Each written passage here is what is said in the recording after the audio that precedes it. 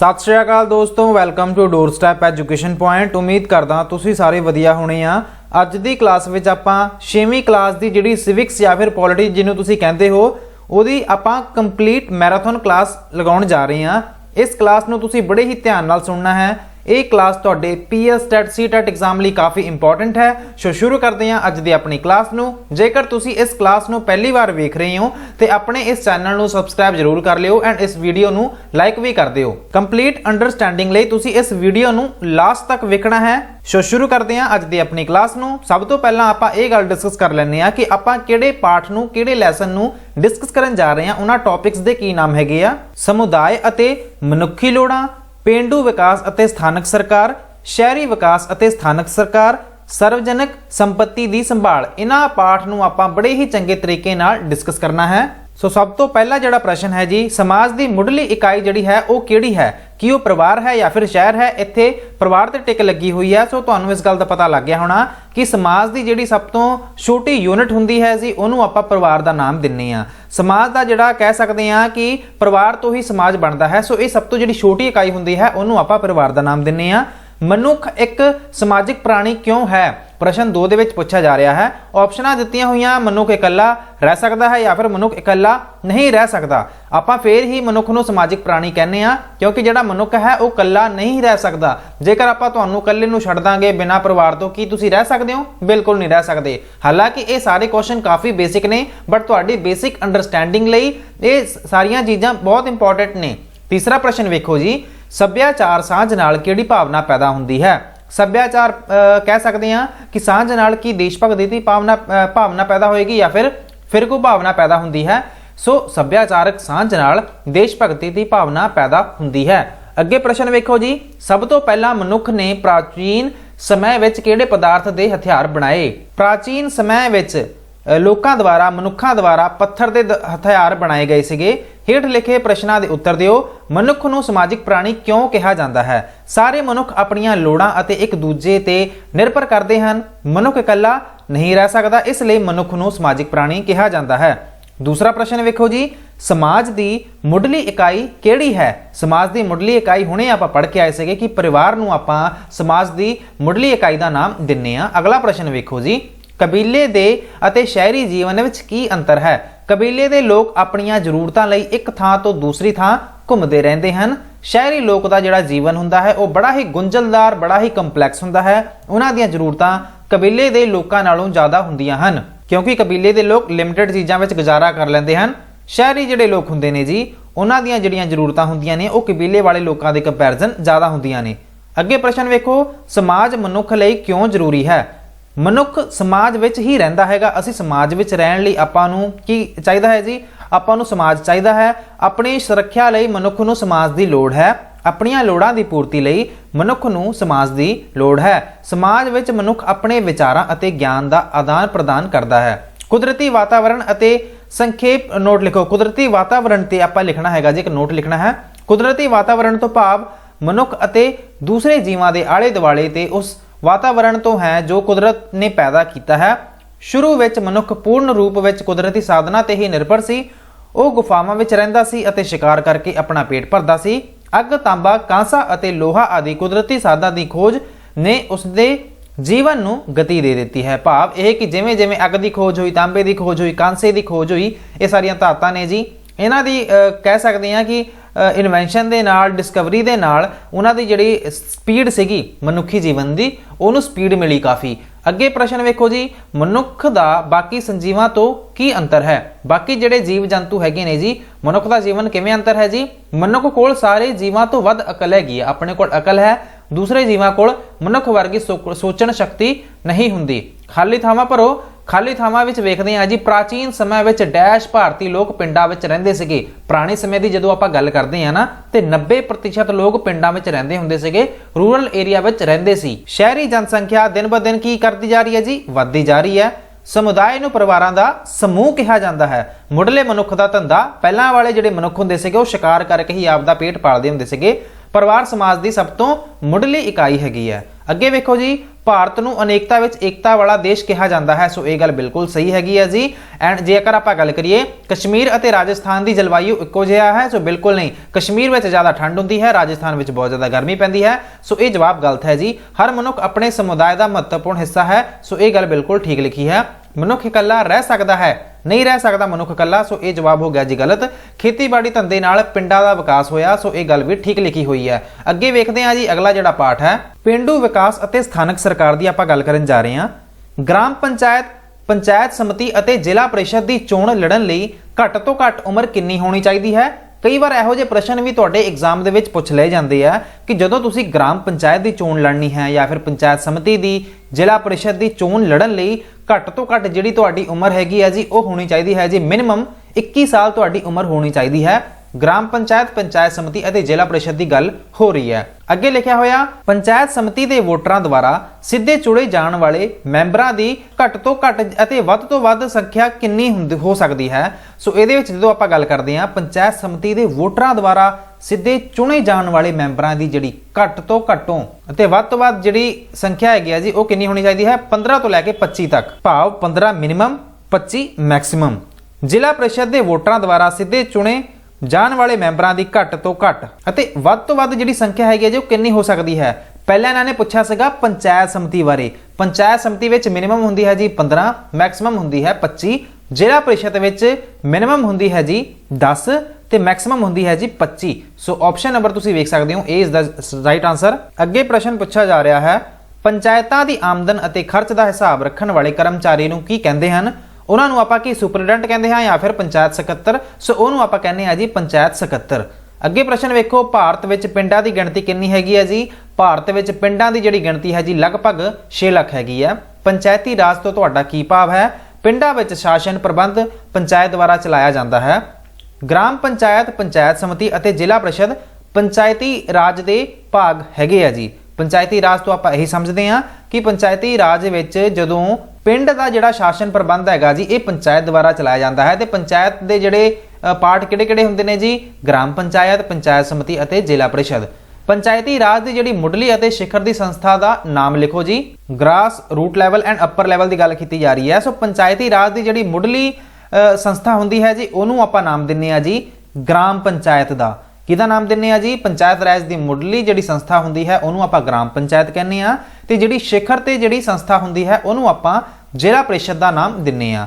ਪੰਜਾਬ ਵਿੱਚ ਗ੍ਰਾਮ ਪੰਚਾਇਤ ਦੇ ਮੈਂਬਰਾਂ ਦੀ ਘੱਟ ਤੋਂ ਘੱਟ ਤੇ ਵੱਧ ਤੋਂ ਵੱਧ ਜਿਹੜੀ ਗਿਣਤੀ ਹੈਗੀ ਹੈ ਜੀ ਉਹ ਕਿੰਨੀ ਹੁੰਦੀ ਹੈ? ਘੱਟ ਤੋਂ ਘੱਟ ਗਿਣਤੀ ਹੁੰਦੀ ਹੈ ਜੀ 5 ਤੇ ਆਪਾਂ ਜੇ ਗੱਲ ਕਰੀਏ ਪੰਜਾਬ ਵਿੱਚ ਗ੍ਰਾਮ ਪੰਚਾਇਤ ਦੇ ਮੈਂਬਰਾਂ ਦੀ ਵੱਧ ਤੋਂ ਵੱਧ ਜਿਹੜੀ ਗਿਣਤੀ ਹੈਗੀ ਹੈ ਜੀ ਉਹ ਹੋ ਸਕਦੀ ਹੈ 13। ਠੀਕ ਹੈ ਜੀ। ਜ਼ਿਲ੍ਹਾ ਪ੍ਰੀਸ਼ਦ ਦੇ ਕੋਈ ਦੋ ਕੰਮ ਲਿਖੋ। ਜ਼ਿਲ੍ਹਾ ਜਿਹੜੀ ਪ੍ਰੀਸ਼ਦ ਹੁੰਦੀ ਹੈ ਉਹ ਕਿਹੜੇ-ਕਿਹੜੇ ਦੋ ਕੰਮ ਕਰਦੀ ਹੈ? ਸੋ ਇਹ ਪੰਚਾਇਤ ਸਮਿਤੀਆਂ ਵਿੱਚ ਤਾਲਮੇਲ ਪੈਦਾ ਕਰਦੀ ਹੈ। ਗ੍ਰਾਮ ਪੰਚਾਇਤ ਐਂਡ ਬਲਾਕ ਸਮਿਤੀ ਨੂੰ ਇਹਨਾਂ ਵੱਲੋਂ ਐਡਵਾਈਸ ਵੀ ਦਿੱਤੀ ਜਾਂਦੀ ਹੈ ਜੇਕਰ ਆਪਾਂ ਜ਼ਿਲ੍ਹਾ ਪ੍ਰੀਸ਼ਦ ਦੀ ਗੱਲ ਕਰਦੇ ਹਾਂ। ਐਂਡ ਇਹ ਸਰਕਾਰ ਨੂੰ ਵਿਕਾਸ ਕੰਮਾਂ ਬਾਰੇ ਰਾਏ ਵੀ ਦਿੰਦੀ ਹੈ। ਠੀਕ ਹੈ ਜੀ। ਸੋ ਇਹ ਹੈਗੀ ਜੀ ਮੇਨ ਦੋ ਗੱਲਾਂ ਜ਼ਿਲ੍ਹਾ ਪ੍ਰੀਸ਼ਦ ਬਾਰੇ। ਵਰਤਮਾਨ ਸਮੇਂ ਵਿੱਚ ਜਿਹੜੇ ਪਿੰਡ ਹੈਗੇ ਆ, ਵਰਤਮਾਨ ਸਮੇਂ ਵਿੱਚ ਪਿੰਡਾਂ ਵਿੱਚ ਕਿਹੜੀਆਂ-ਕਿਹੜੀਆਂ ਸਹੂਲਤਾਂ ਉਪਲਬਧ ਹੈਗੀਆਂ ਨੇ ਜੀ? ਪਿੰਡਾਂ ਵਿੱਚ ਸਿੱਖਿਆ ਦੇ ਪ੍ਰਸਾਰ ਲਈ ਸਕੂਲ ਕਾਲਜ ਖੋਲ੍ਹੇ ਗਏ ਹਨ। ਖੇਤੀਬਾੜੀ ਦੇ ਵਿਕਾਸ ਲਈ ਸਰਕਾਰ ਵੱਲੋਂ ਵਧੀਆ ਬੀਜ ਅਤੇ ਦਵਾਈਆਂ ਮੁਹੱਈਆ ਕਰਵਾਈਆਂ ਜਾਂਦੀਆਂ ਹਨ। ਲੋਕਾਂ ਦੀ ਸਿਹਤ ਵਿੱਚ ਸੁਧਾਰ ਲਈ ਮੁੱਢਲੇ ਸਿਹਤ ਕੇਂਦਰ ਖੋਲ੍ਹੇ ਗਏ ਹਨ। ਗ੍ਰਾਮ ਸਭਾ ਤੋਂ ਕੀ ਭਾਵ ਹੈ? ਗ੍ਰਾਮ ਪੰਚਾਇਤ ਅਤੇ ਗ੍ਰਾਮ ਸਭਾ ਵਿੱਚ ਕੀ ਫਰਕ ਹੈ? 18 ਸਾਲ ਜਾਂ ਇਸ ਤੋਂ ਵੱਧ ਉਮਰ ਦਾ ਹਰੇਕ ਵੋਟਰ ਗ੍ਰਾਮ ਸਭਾ ਦਾ ਮੈਂਬਰ ਹੁੰਦਾ ਹੈ। ਗ੍ਰਾਮ ਸਭਾ ਵੋਟਾਂ ਪਾ ਕੇ ਪਿੰਡ ਦੀ ਪੰਚਾਇਤ ਚੁਣਦੀ ਹੈ ਜਿਸ ਨੂੰ ਆਪਾਂ ਗ੍ਰਾਮ ਪੰਚਾਇਤ ਕਹਿੰਦੇ ਹਨ। ਸੋ ਬਹੁਤ ਹੀ ਸਿੰਪਲ ਗੱਲ ਲਿਖੀ ਹੋਈ ਹੈ ਜੀ ਕਿ ਕਿਸੇ ਵੀ ਪਿੰਡ ਵਿੱਚ 18 ਸਾਲ ਤੋਂ ਕੋਈ ਵੀ ਵਿਅਕਤੀ ਜੇ ਵੱਧਦਾ ਹੈਗਾ ਆ, ਠੀਕ ਹੈ ਜੀ, ਸੋ ਹਰੇਕ ਜਿਹੜਾ ਵੋਟਰ ਹੈਗਾ ਉਹ ਗ੍ਰਾਮ ਸਭਾ ਦਾ ਮੈਂਬਰ ਹੁੰਦਾ। ਬਟ ਗ੍ਰਾਮ ਸਭਾ ਨੇ ਵੋਟਾਂ ਪਾ ਕੇ ਪਿੰਡ ਦੀ ਜਿਹੜੀ ਪੰਚਾਇਤ ਹੁੰਦੀ ਆ ਉਹਨੂੰ ਚੁਣਦੇ ਆ ਤੇ ਇਹਨੂੰ ਹੀ ਆਪਾਂ ਗ੍ਰਾਮ ਪੰਚਾਇਤ ਦਾ ਨਾਮ ਦਿੰਨੇ ਆ। ਪੰਚਾਇਤ ਸਮਿਤੀ ਦਾ ਸਭ ਤੋਂ ਮਹੱਤਵਪੂਰਨ ਕੰਮ ਕਿਹੜਾ ਹੈ? ਗ੍ਰਾਮ ਪੰਚਾਇਤਾਂ ਲਈ ਸਭ ਜ਼ਰੂਰੀ ਨਿਯਮ ਬਣਾਉਣਾ। ਪੰਚਾਇਤ ਸਮਿਤੀ ਦਾ ਸਭ ਤੋਂ ਮਹੱਤਵਪੂਰਨ ਕੰਮ ਕੀ ਹੈ ਜੀ? ਕਿ ਗ੍ਰਾਮ ਪੰਚਾਇਤਾਂ ਲਈ ਜ਼ਰੂਰੀ ਨਿਯਮ ਬਣਾਉਣਾ। ਠੀਕ ਹੈ ਜੀ। ਅੱਗੇ ਵੇਖੋ ਖਾਲੀ ਥਾਵਾਂ ਹੈਗੀਆਂ ਆ ਕਿ ਭਾਰਤ ਵਿੱਚ ਕਿੰਨੇ ਰਾਜ ਹੈਗੇ ਆ ਜੀ? ਇਹਦੇ ਬਾਰੇ ਆਪਾਂ ਕੱਲ ਵੀ ਡਿਸਕਸ ਕੀਤਾ ਸੀਗਾ ਕਿ ਆਪਣੇ ਪੰਜਾਬ ਵਿੱਚ ਆਪਣੇ ਭਾਰਤ ਵਿੱਚ ਤੁਹਾਨੂੰ 28 ਜਿਹੜੇ ਰਾਜ ਨੇ ਜੀ ਇਹ ਵੇਖਣ ਨੂੰ ਮਿਲਦੇ ਹੈਗੇ ਆ। 28 ਕੀ ਹੈਗੇ ਜੀ? ਰਾਜ ਹੈਗੇ ਆ ਤੇ ਤੁਹਾਨੂੰ ਜਿਹੜੇ 8 ਕੇਂਦਰੀ ਸ਼ਾਸਿਤ ਜਿਹੜੇ ਪ੍ਰਦੇਸ਼ ਹੈਗੇ ਆ ਇਹ ਤੁਹਾਨੂੰ ਵੇਖਣ ਨੂੰ ਮਿਲਦੇ ਆ। ਪੰਚਾਇਤ ਸਮਿਤੀ ਪੰਚਾਇਤ ਰਾਜ ਦੀ ਵਿਚਕਾਰ ਦੀ ਸੰਸਥਾ ਹੈ। ग्राम पंचायत दा अते पंचायत समिति का जिहड़ा कार्यकाल हुंदा है जी वो 5 साल का हुंदा है। पंजाब राज विच किन्ने जिला परिषद हैगे आ जी? अपने पंजाब राज विच तुहानूं 23 जिला परिषद वेखण नूं मिलदे आ जी। किन्ने जिला परिषद वेखण नूं मिलदे आ जी? लगभग 23 तुहानूं जिला परिषद वेखण नूं मिलदे आ। जेकर आपां गल करिए ग्राम पंचायत दी, सो ये हैगियां ने जी लगभग 13,241। किन्नियां ने जी? 13,241 तुहानूं ग्राम पंचायत वेखण नूं मिलदियां ने। कित्थे? अपने पंजाब विच 13,241। जे आपां गल करिए ब्लॉक समिति दी, ब्लॉक समिति तुहानूं वेखण नूं मिलदियां ने जी लगभग 153 153। इन्हां गल्लां नूं याद कर लिओ। 153 तुहानूं ब्लॉक समिति वेखण नूं मिलदियां ने, 13,241 तुहानूं ग्राम पंचायत वेखण नूं मिलदियां ने एंड 23 जिहड़े हैगे ने जी ये तुहानूं जिला परिषद वेखण नूं मिलदे आ। पेंडू खेत्र विच पंचायती राज दी सब तो उच्ची जिहड़ी संस्था हुंदी है उहनूं आपां जिला परिषद दा नाम दिंदे आ। अंग्रेजी राज समय पिंडां दी आर्थिक हालत बहुत माड़ी सीगी, सो ये गल बिल्कुल ठीक लिखी हुई है। ग्राम पंचायत विच इस्त्रियां लई सीटां राखवियां नहीं हुंदियां, ये गल इत्थे गलत लिखी हुई है। ग्राम पंचायत विच इस्त्रियां लई जिहड़ियां सीटां हुंदियां ने जी ये राखवियां हुंदियां ने। जिले का प्रबंध ठीक तरह चलाउण लई वख-वख विभागां दे जिले अधिकारी हुंदे हैगे आ जी, ये गल ठीक लिखी है। जिला परिषद नूं जिला पंचायत भी कहा जाता है, सो ये गल भी ठीक है जी। ते जिहड़ी पंचायत समिति या फिर ब्लॉक समिति हुंदी है ये घट्टो घट्ट 100 पिंडां लई बनाई जाती है, सो ये गल भी इत्थे ठीक लिखी हुई है। ते इस दे नाल ही आपां चलदे हां जी अगले पार्ट ते। शहरी विकास अते स्थानक सरकार। शहरी स्थानक सरकार दी मुढ़ली संस्था दा की नाम हैगा जी? उहनूं आपां कहने आ जी नगर पंचायत। शहरी स्थानक सरकार दी मुढ़ली संस्था का की नाम है जी? नगर पंचायत। नगर निगम के मुखी नूं आपां की कहने आ जी? नगर निगम के मुखी नूं आपां मेयर का नाम दिन्ने आ। नगर निगम के कार्यकारी अधिकारी नूं की कहते हैं? नगर निगम के कार्यकारी अधिकारी नूं आपां कहने आ जी कमिश्नर। नगर निगम के कार्यकारी अधिकारी नूं आपां कमिश्नर का नाम दिन्ने आ। हेठ लिखियां विचों पंजाब के किहड़े शहर विच नगर निगम नहीं है? ਇਹੋ ਜਿਹਾ ਕੋਈ ਸ਼ਹਿਰ ਹੋਊਗਾ ਨਾ ਜਿੱਥੇ ਨਗਰ ਨਿਗਮ ਨਹੀਂ ਹੋਊਗੀ। ਸਹੀ ਜਵਾਬ ਹੈ ਜੀ ਇਹਦਾ ਰੋਪੜ। ਅਗਲੇ ਪ੍ਰਸ਼ਨ ਨੂੰ ਵੇਖਦੇ ਹਾਂ। ਜ਼ਿਲ੍ਹਾ ਪ੍ਰਬੰਧ ਦੇ ਸਭ ਤੋਂ ਉੱਚ ਅਧਿਕਾਰੀ ਨੂੰ ਆਪਾਂ ਕੀ ਕਹਿੰਦੇ ਆ? ਜ਼ਿਲ੍ਹਾ ਪ੍ਰਬੰਧ ਦੇ ਸਭ ਤੋਂ ਉੱਚ ਅਧਿਕਾਰੀ ਨੂੰ ਆਪਾਂ ਨਾਮ ਦਿੰਦੇ ਆ ਜੀ ਡਿਪਟੀ ਕਮਿਸ਼ਨਰ ਦਾ। ਡਿਪਟੀ ਕਮਿਸ਼ਨਰ ਜ਼ਿਲ੍ਹਾ ਪ੍ਰਬੰਧ ਦੇ ਸਭ ਤੋਂ ਉੱਚੇ ਅਧਿਕਾਰੀ ਮੰਨੇ ਜਾਂਦੇ ਆ। ਵੱਡੇ ਸ਼ਹਿਰਾਂ ਵਿੱਚ ਵਧੇਰੇ ਭੀੜ ਵਾਲੀ ਸੜਕ ਦੀ ਭੀੜ ਨੂੰ ਘਟਾਉਣ ਲਈ ਇੱਕ ਸੜਕ ਦੇ ਉੱਪਰ ਇੱਕ ਹੋਰ ਸੜਕ ਬਣਾਈ ਜਾਂਦੀ ਹੈ। ਇਸ ਸੜਕ ਨੂੰ ਆਪਾਂ ਕੀ ਕਹਿੰਦੇ ਆ ਜੀ? इस सड़क नूं आपां फ्लाईओवर कहने आ। आज़ादी पिछों होए शहरी विकास बारे संखेप नोट लिखो। आज़ादी तो बाद बहुत सारे पिंडां ने कस्बिਆਂ ਦਾ रूप धार लिया ਅਤੇ फिर शहरां विच बदल गए। शहरां विच ਵੱਡੇ ਵੱਡੇ कारखाने स्थापित किए गए। पिंडां तो ਵੱਡੀ ਗਿਣਤੀ ਵਿੱਚ ਲੋਕ ਰੁਜ਼ਗਾਰ ਦੀ ਭਾਲ ਵਿੱਚ ਸ਼ਹਿਰਾਂ ਵਿੱਚ ਚਲੇ ਗਏ। ਸੋ ਇਹ ਮੇਨ ਜਿਹੜੇ ਚੇਂਜਸ ਹੈਗੇ ਤੁਹਾਨੂੰ ਵੇਖਣ ਨੂੰ ਮਿਲਦੇ ਆ। ਸ਼ਹਿਰੀ ਸਥਾਨਕ ਸੰਸਥਾਵਾਂ ਕਿਹੜੀਆਂ-ਕਿਹੜੀਆਂ ਹਨ? ਸ਼ਹਿਰੀ ਸਥਾਨਕ ਸਰਕਾਰਾਂ ਦੀਆਂ 3 ਸੰਸਥਾਵਾਂ ਹੈਗੀਆਂ ਨੇ ਜੀ, ਨਗਰ ਪੰਚਾਇਤ, नगरपालिका एंड नगर निगम। शहरी स्थानक संस्थावां ਦੀਆਂ ਕਿਹੜੀਆਂ-ਕਿਹੜੀਆਂ ਕਹਿ ਸਕਦੇ ਹਾਂ ਕਿ ਆਪਾਂ ਨੂੰ 3 ਸੰਸਥਾਵਾਂ ਵੇਖਣ ਨੂੰ ਮਿਲਦੀਆਂ ਨੇ, ਨਗਰ ਪੰਚਾਇਤ, ਨਗਰਪਾਲਿਕਾ, ਨਗਰ ਨਿਗਮ। ਨਗਰ ਨਿਗਮ ਅਤੇ ਨਗਰਪਾਲਿਕਾ ਦੀ ਚੋਣ ਲੜਨ ਲਈ ਤੁਹਾਡੀ ਉਮਰ ਕਿੰਨੀ ਹੋਣੀ ਚਾਹੀਦੀ ਹੈ? ਨਗਰ ਨਿਗਮ ਅਤੇ ਨਗਰਪਾਲਿਕਾ ਦੀ ਚੋਣ ਲੜਨ ਲਈ ਤੁਹਾਡੀ ਉਮਰ 21 ਸਾਲ ਜਾਂ ਉਸ ਤੋਂ ਜ਼ਿਆਦਾ ਹੋਣੀ ਚਾਹੀਦੀ ਹੈ। ਨਗਰ ਨਿਗਮ ਦੇ 4 ਸਰਕਾਰੀ ਕਰਮਚਾਰੀ ਹੁੰਦੇ ਨੇ ਜੀ, ਉਹਨਾਂ ਦੇ ਤੁਸੀਂ ਨਾਮ ਲਿਖਣੇ ਆ। ਸੋ ਇਹਦੇ ਵਿੱਚ ਤੁਹਾਨੂੰ ਕਮਿਸ਼ਨਰ, ਸਿਹਤ ਅਫਸਰ, ਕਰ ਅਫਸਰ, लेखा अफसर तुहानूं वेखण नूं मिलदे आ। शहरी स्थानक सरकार दी आमदन दे कोई 4 साधन दसो। सो सब तो पहला हैगा जी, सब तो पहला कर, चुंगी कर, जायदाद कर, मनोरंजन कर। दूसरे नंबर ते है फीस, घरां दे नक्शे पास करन तो फीस, तांगे, रिक्शे, ठेलियां आदि तो फीस। अगे जुर्माने जी, नगर निगम नियमां दी उलंघना करन वालियां नूं तो जुर्माना, सरकारी ग्रांट ਅਤੇ ਕਰਜ਼ੇ, सरकार ਵੱਲੋਂ प्राप्त ग्रांट सहायता। ਜ਼ਿਲ੍ਹਾ ਪ੍ਰਬੰਧ ਦਾ ਮੁਖੀਆ ਕੌਣ ਹੁੰਦਾ ਹੈ? ਜ਼ਿਲ੍ਹਾ ਪ੍ਰਬੰਧ ਦਾ ਜਿਹੜਾ ਮੁਖੀਆ ਹੈ ਜੀ ਉਹ ਡਿਪਟੀ ਕਮਿਸ਼ਨਰ ਹੁੰਦਾ ਹੈ, ਡੀਸੀ ਹੁੰਦਾ ਹੈ। ਸ਼ਹਿਰੀ ਸਥਾਨਕ ਸਰਕਾਰ ਪ੍ਰਤੀ ਤੁਹਾਡੇ ਕੀ ਫਰਜ਼ ਹਨ? ਸਾਨੂੰ ਯੋਗ ਅਤੇ ਇਮਾਨਦਾਰ ਮੈਂਬਰਾਂ ਦੀ ਚੋਣ ਕਰਨੀ ਚਾਹੀਦੀ ਹੈ। ਸਾਨੂੰ ਸ਼ਹਿਰ ਨੂੰ ਸਾਫ਼ ਸੁਥਰਾ ਰੱਖਣਾ ਚਾਹੀਦਾ ਹੈ। ਸਾਨੂੰ ਆਪਣੇ ਕਰ ਟੈਕਸ ਇਮਾਨਦਾਰੀ ਨਾਲ ਚੁਕਾਉਣੇ ਚਾਹੀਦੇ ਹਨ। ਨਗਰਪਾਲਿਕਾ ਨਗਰ ਨਿਗਮ ਦੇ ਕੋਈ 2 ਕੰਮ ਲਿਖੋ। ਨਗਰ ਵਿੱਚ ਪਾਣੀ, ਬਿਜਲੀ, ਸਿਹਤ ਕੇਂਦਰਾਂ, ਸਫਾਈ ਅਤੇ ਰੌਸ਼ਨੀ ਦਾ ਪ੍ਰਬੰਧ ਕਰਨਾ, ਸੜਕਾਂ ਅਤੇ ਪੁਲ ਦੀ ਦੇਖਭਾਲ ਕਰਨ ਦਾ ਕੰਮ ਕਰਨਾ। ਸ਼ਹਿਰੀ ਸਥਾਨਕ ਸਰਕਾਰ ਦੇ ਕੋਈ 2 ਜ਼ਰੂਰੀ ਕੰਮ ਲਿਖੋ। ਨਗਰ ਵਿੱਚ ਪਾਣੀ, ਬਿਜਲੀ, ਸਾਫ਼ ਸਫਾਈ ਅਤੇ ਰੌਸ਼ਨੀ ਦਾ ਪ੍ਰਬੰਧ ਕਰਨਾ, ਮਕਾਨਾਂ ਦੇ ਨਕਸ਼ੇ ਪਾਸ ਕਰਨਾ ਅਤੇ ਨਜਾਇਜ਼ ਕਬਜ਼ੇ ਹਟਾਉਣਾ। ਇਹ ਸਾਰੇ ਕੰਮ ਸ਼ਹਿਰੀ ਸਥਾਨਕ ਸਰਕਾਰ ਤੋਂ ਲਏ ਜਾਂਦੇ ਆ ਜਾਂ ਫਿਰ ਇਹ ਕਰਦੀਆਂ ਨੇ। ਕਿਹੜੇ-ਕਿਹੜੇ ਕੰਮ ਜੀ? ਨਗਰ ਵਿੱਚ ਪਾਣੀ, ਬਿਜਲੀ, ਸਾਫ਼ ਸਫਾਈ ਅਤੇ ਰੌਸ਼ਨੀ ਦਾ ਪ੍ਰਬੰਧ ਕਰਨਾ, ਨਾਲ ਦੀ ਨਾਲ ਮਕਾਨਾਂ ਦੇ ਨਕਸ਼ੇ ਪਾਸ ਕਰਨਾ ਅਤੇ ਨਜਾਇਜ਼ ਕਬਜ਼ੇ ਹਟਾਉਣਾ। ਸੜਕ ਤੇ ਸਾਈਕਲ ਚਲਾਉਂਦੇ ਸਮੇਂ ਹੈਲਮਟ ਕਿਉਂ ਪਾਉਣਾ ਚਾਹੀਦਾ ਹੈ? ਕਿਉਂਕਿ ਸਾਈਕਲ ਇੱਕ ਛੋਟਾ ਅਤੇ ਹਲਕਾ ਵਾਹਨ ਹੋਣ ਕਰਕੇ ਇਸ ਨੂੰ ਚਲਾਉਣ ਵਾਲਿਆਂ ਲਈ ਸੜਕ ਉੱਪਰ ਖਤਰਾ ਹੋ ਸਕਦਾ ਹੈ। ਇਸ ਲਈ ਸੜਕ ਤੇ ਸਾਈਕਲ ਚਲਾਉਂਦੇ ਸਮੇਂ ਦੁਰਘਟਨਾ ਤੋਂ ਬਚਾਓ ਲਈ ਸਾਨੂੰ ਹੈਲਮਟ ਪਾਉਣਾ ਚਾਹੀਦਾ ਹੈ। ਅੱਗੇ ਵੇਖੋ ਜੀ, ਨਗਰ ਪੰਚਾਇਤ ਡੈਸ਼ ਵਿੱਚ ਬਣਾਈ ਜਾਂਦੀ ਹੈ। ਸੋ ਜਿਹੜੇ ਕਸਬੇ ਹੁੰਦੇ ਨੇ ਜੀ, ਟਾਊਨ ਹੁੰਦੇ ਨੇ, ਉੱਥੇ ਨਗਰ ਪੰਚਾਇਤ ਬਣਾਈ ਜਾਂਦੀ ਹੈ। ਕੀ ਬਣਾਈ ਜਾਂਦੀ ਹੈ ਜੀ? ਨਗਰ ਪੰਚਾਇਤ। ਜਿਹੜੇ ਸ਼ਹਿਰੀ ਸਥਾਨਕ ਸਰਕਾਰ ਦੇ ਜਿਹੜੇ ਕੰਮ ਹੁੰਦੇ ਨੇ ਉਹਨਾਂ ਦੀ ਦੇਖਭਾਲ ਰਾਜ ਸਰਕਾਰਾਂ ਦੁਆਰਾ ਕੀਤੀ ਜਾਂਦੀ ਹੈ। ਸ਼ਹਿਰੀ ਸਥਾਨਕ ਸਰਕਾਰ ਦੇ ਕੰਮਾਂ ਦੀ ਦੇਖਭਾਲ ਰਾਜ ਸਰਕਾਰ ਦੁਆਰਾ ਕੀਤੀ ਜਾਂਦੀ ਹੈ। ਨਗਰ ਪਾਲਿਕਾ ਨਗਰ ਨਿਗਮ ਦੀ ਚੋਣ ਲੜਨ ਲਈ ਘੱਟੋ ਘੱਟ ਜਿਹੜੀ ਤੁਹਾਡੀ ਉਮਰ ਹੈ ਉਹ ਹੋਣੀ ਚਾਹੀਦੀ ਹੈ 21 ਸਾਲ ਤੇ ਵੋਟ ਪਾਉਣ ਲਈ ਤੁਹਾਡੀ ਉਮਰ 18 ਸਾਲ ਦੀ ਉਮਰ ਹੈਗੀ ਹੈ ਜੀ, ਉਹ ਹੋਣੀ ਚਾਹੀਦੀ ਹੈ। ਪਿੰਡੂ ਤੋਂ ਸ਼ਹਿਰੀ ਖੇਤਰ ਵਿੱਚ ਬਦਲਦੇ ਇਲਾਕੇ ਨੂੰ ਆਪਾਂ ਕਸਬਾ ਕਹਿੰਦੇ ਆ। ਕੀ ਕਹਿੰਦੇ ਆ ਜੀ? ਪਿੰਡੂ ਤੋਂ ਸ਼ਹਿਰੀ ਖੇਤਰ ਵੱਲ ਜਿਹੜਾ ਇਲਾਕਾ ਬਦਲ ਰਿਹਾ ਹੁੰਦਾ ਹੈ ਉਹਨੂੰ ਆਪਾਂ ਕਸਬਾ ਜਾਂ ਫਿਰ ਟਾਊਨ ਦਾ ਨਾਮ ਦਿੰਨੇ ਆ। ਹੁਣ ਇੱਥੇ ਇੱਕ ਵਾਰ ਆਪਾਂ ਸਹੀ ਗਲਤ ਵੀ ਵੇਖ ਲੈਂਦੇ ਆ। ਕੋਈ ਵਿਦੇਸ਼ੀ ਨਾਗਰਿਕ ਸਥਾਨਕ ਸਰਕਾਰ ਦੀ ਚੋਣ ਵਿੱਚ ਵੋਟ ਪਾ ਸਕਦਾ ਹੈ? ਸੋ ਇਹਦਾ ਜਵਾਬ ਹੈਗਾ ਜੀ ਬਿਲਕੁਲ ਵੀ ਨਹੀਂ ਪਾ ਸਕਦਾ। ਵੋਟ ਪਾਉਣ ਦੇ ਅਧਿਕਾਰ ਲੈਣ ਲਈ ਤੁਹਾਨੂੰ ਇੱਥੇ ਦਾ ਨਾਗਰਿਕ ਹੋਣਾ ਜ਼ਰੂਰੀ ਹੈ। ਸਾਡੇ ਪੰਜਾਬ ਵਿੱਚ ਇਸ ਸਮੇਂ 9 ਸ਼ਹਿਰਾਂ ਵਿੱਚ ਨਗਰ ਨਿਗਮ ਹਨ। ਜੇ ਆਪਣੇ ਪੰਜਾਬ ਦੀ ਗੱਲ ਕੀਤੀ ਜਾਵੇ ਤੇ ਆਪਣੇ ਪੰਜਾਬ ਵਿੱਚ ਤੁਹਾਨੂੰ 13 ਜਿਹੜੀਆਂ ਮਿਊਨਿਸਿਪਲ ਕਾਰਪੋਰੇਸ਼ਨਸ ਹੈਗੀਆਂ ਨੇ ਜੀ, ਇਹ ਵੇਖਣ ਨੂੰ ਮਿਲਦੀਆਂ ਨੇ ਤੇ ਇੱਥੇ ਇਹਨਾਂ ਨੇ ਨਾਂ ਲਿਖਿਆ ਹੋਇਆ। ਸੋ ਇਹ ਗਲਤ ਹੈਗੀ ਗੱਲ ਜੀ।